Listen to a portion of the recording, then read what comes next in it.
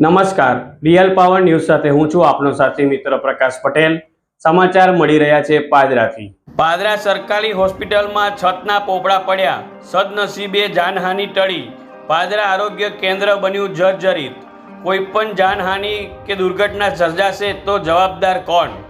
પાદરા સામૂહિક આરોગ્ય કેન્દ્ર હાલ પોતે જ માંદગીના બીછાને નજરે ચડી રહ્યું છે। અનેક જગ્યાઓ ઉપર છતના પોપડા ખરી પડ્યા છે, જેમાં ગત રોજ છતના પોપડા પડ્યા હતા। સદનસીબે ઓપીડીના સમય બાદ આ પોપડા પડ્યા હતા, જેથી મોટી જાનહાનિ ટળી હતી। જોકે પોપડા પડવાની ઘટના પહેલીવાર નથી। વારંવાર આ પોપડા હોસ્પિટલના છતના પડતા રહ્યા છે અને સ્લેબના આ સળિયા પણ દેખાવા લાગ્યા છે।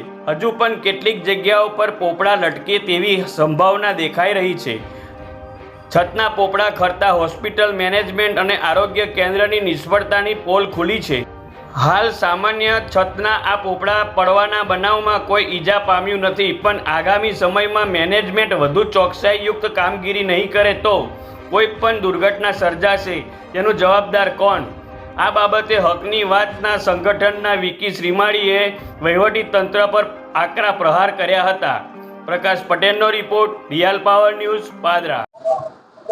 પાદરા તાલુકાનું પાદરા આરોગ્ય કેન્દ્ર, પાદરા સરકારી હોસ્પિટલ હવે જર્જરિત બની ચૂક્યું છે અને આ જર્જરિત હાલતની અંદર આ ચાલતો જે આ વહીવટ છે એને ખૂબ જ જોખમી રૂપે આપણે જોઈ રહ્યા છે। ગઈકાલે રાત્રે જ અહીં જ આજ જે હોસ્પિટલ છે તે જર્જરિત છે અને જર્જરિત હોવાના લીધે ગઈકાલે રાત્રે જ સ્લેબ તૂટી પડ્યો છે અને સ્લેબ તૂટી પડવાના લીધે જે પોપડા છે નીચે પડ્યા છે અને એ પોપડા પડવાના કારણે કાલે તો કોઈ જાનહાનિ નથી થઈ, પણ આવનારા સમયની અંદર જ્યારે ઓપીડી ચાલુ હોય, જ્યારે અહીંયા દર્દીઓની સંખ્યા વધારે હોય ને ત્યારે જો કોઈ કદાચ આવી રીતના સ્લેબ તૂટી પડશે તો એની જવાબદારી કોણ લેશે? આ દુર્ઘટના થશે એની જવાબદારી કોણ લેશે?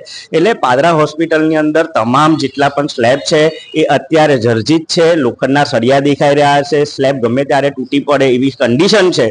અને તમે પાદરાની અંદર જોયું કે બે દુર્ઘટનાઓનો આપણે કહેવાય ને કે બે દુર્ઘટનાઓ હજુ એને ભૂલી નથી શક્યા અને એ ગંભીરા બ્રિજની દુર્ઘટના હોય કે ગઈકાલે રાત્રે જે તંત્રના પાપે કોર્પોરેટરના પાપે જે વીજ કરંટ લાગવાથી એક બાળકનું મૃત્યુ થયું અને એવી જ જો ઘટના કદાચ પાદરા હજુ રાહ જોઈને બેઠી હોય એવું મને લાગે છે અને તંત્ર એના પર ધ્યાન લેતું નથી।